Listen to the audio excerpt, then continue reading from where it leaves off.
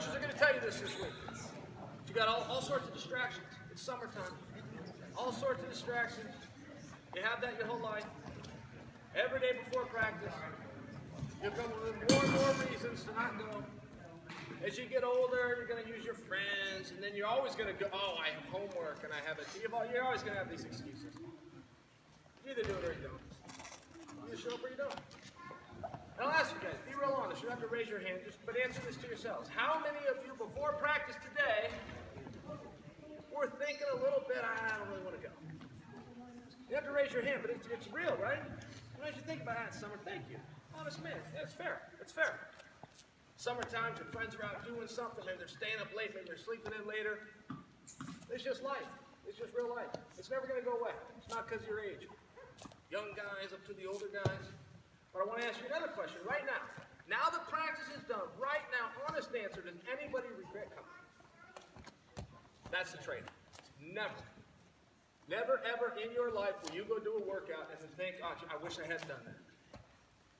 You never walk into these doors, walk onto one of these mats, and not leave a little bit stronger, burn up a few calories, leave a little bit faster, learn a new technique, visit with somebody. Never.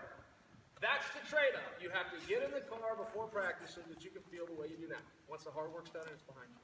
I just want you guys to remember that because you're learning a lesson. Guys, in wrestling, I want to share just with my experience with you. A couple things really fast. But first off, we talked about it earlier. What does wrestle mean? Move. Thank you. It just means to move. You're going to hear that. You're going to have your dads yelling at you. You're going to have your coaches yelling at you. You're going to be in positions. Positions where a coach is going to be yelling, wrestle, wrestle, wrestle. You're going to be thinking to yourself, hey, give me a little more advice. Grab the right leg, grab the left leg, pick the right leg back, move the left leg. He's just going to yell wrestle. What that coach is telling you to do is to move. When we talk about who wrestles harder than who, we're talking about who moved more than who. That's what wrestling means.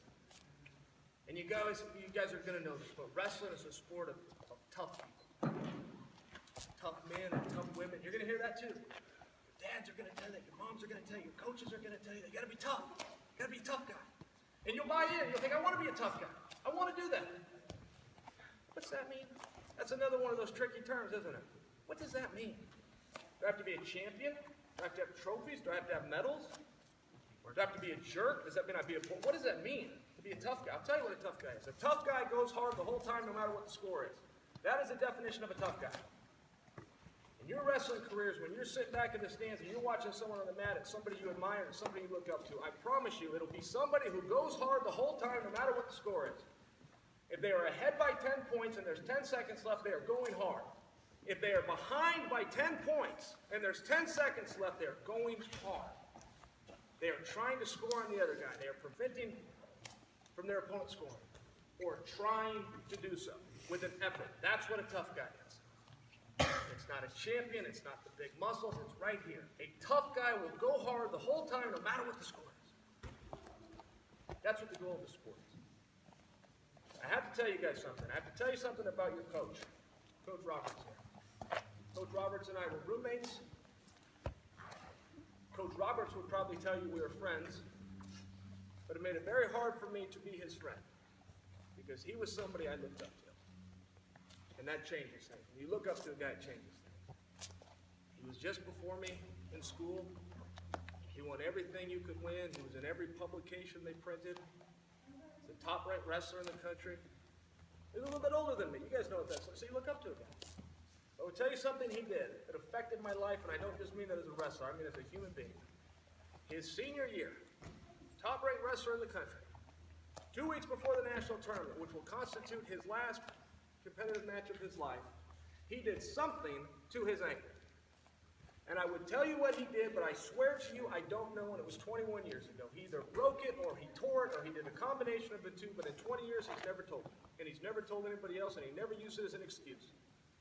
He entered that tournament, he did the best that he could do, he made weight because that, as he saw it, was his obligation when anybody else would have stepped aside. And 21 years later, I do not know what was wrong with his ankle. 21 years later, he never used it as an excuse, and he never said, poor me. Ever. That didn't just affect me as an athlete. That's one of the reasons I look up. But guys, that's what we do as wrestlers. That's what we do. Wrestling is very straightforward. There will be 3 rounds with a referee, and when it's done, we'll look at the scoreboard, and whoever has more points will get their hand raised, and that's it, and we shake hands and we walk away. We shake hands and we walk away. If we have a dispute, we settle it here, and we shake hands and we walk away. That's what makes wrestlers different. And there will be some days where you will have something wrong. You could be sick, you could be distracted. You could have a broken and torn ankle and have to keep the secret for 21 years, even from your closest friends. But it goes the other way as well. If we're being real fair, there are days when we will come onto this mat, and after 3 rounds, we'll look up and we'll have more points than another guy who had some ailment. And we're going to feel good about our win. We're going to feel good about advancing. He gets to feel good if he gets over on us, but it's very straightforward. Very straightforward. And little kids wrestling, some of you young guys, they'll separate you by a couple of years. If you get into high school, they'll separate you by 4 years. Freshman through senior thing, and they do that in college. And I don't know a darn thing about it. Somebody wants to wrestle, I want to wrestle too. You got your shoes and I got my shoes. You weigh us in if you want to, or we can just step on the line. I don't know anything about it. Tough guys are going to go hard the whole time no matter what the score is. Wrestlers move. Pretty straightforward, isn't it? We know about hard work, and we know about dedication. I will hear coaches, and you guys are going to be told, for the rest of your careers, you have to want it. And you have to have desire, and you have to feel it in your stomach. And as a coach, I resist telling guys that. I resist it because it's not a switch I can kick on. I can't make myself want something. There's been a lot of times in my life where I was motivated, and I did want it, and I had that desire, but there was never a time where I could flip that switch. It was like being happy, or being sad, or being excited, or being scared. It was just the human emotions that I couldn't control. But I do know about discipline. I do know for me, practice started at 5:30, which meant I had to be in the car by 5, whether I felt like it or not. And whether you feel like it or not, we as your coaches will expect you to have more points than the other guy when time runs out. And if you take a headbutt, you're not feeling good, we as your coaches will expect you to have more points than the other guy when time runs out. And that can come down to discipline. And that's a very important thing that you're going to need for the rest of your life. A lot of your parents do not love what they have to do every day when that alarm clock goes off. But they get up and they put their boots on and they go do it anyway. They don't always have a motivation and a love and desire for what they do. When that alarm clock goes off, you get up and you put your boots on and you go do it anyway. Want to know what happens if you have a good day when you're an adult? You put your boots on and you go to work. You want to know what happens if you have a bad day as an adult? You put your boots on and you go to work. It's about discipline. To be a motivated athlete, boy, life's easy when you're motivated. You want to do it. But it's not always a switch you can control. When you have a desire and a goal and a dream, life's easy. It's easy. You're looking forward to practice coming around. Looking forward to getting on the mat and grabbing another guy. I just don't think it's something you can control. But you can be disciplined. The same thing comes down to a wrestler man.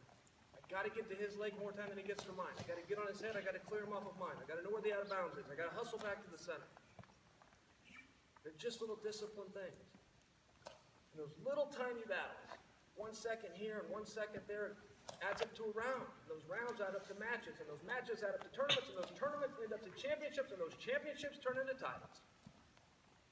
And that turns into your career. And that turns into your life. And that's that.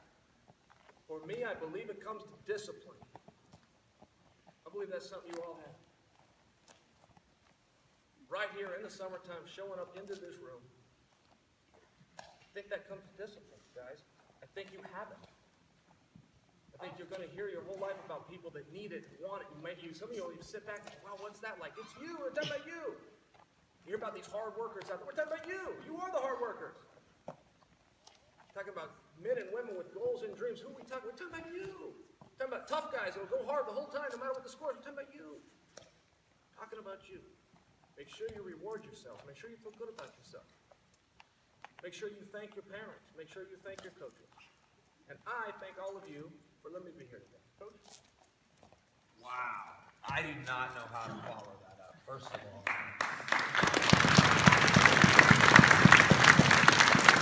Yes, my man. One more.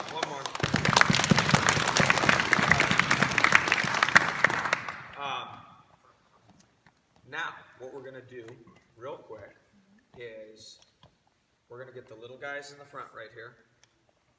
When I say go, we're going to get the big guys right in the back of this gray mat. The medium guys, Barnes, you're in the back. We're going to squeeze together so Zeb can take our picture. And we're going to pick up all our stuff, all the staff, and hopefully I have enough. I won't eat if I don't. For the parents, I got some pizzas down here. And then you guys can thank Chael and shake his hand as he gets out here. Okay? He's a busy guy. He has about 17 jobs. He has a pretty wife down there, a couple little kids, and he took it out of his time to come down here and work with us. So I can't thank him enough for that. So we're gonna get a photo while he's here, and then we're gonna break. Okay? And we're gonna be back at 6 o'clock and try to keep the momentum up that we just had this practice. All right, on 2, picture time. Ready? 1, 2. Let's go!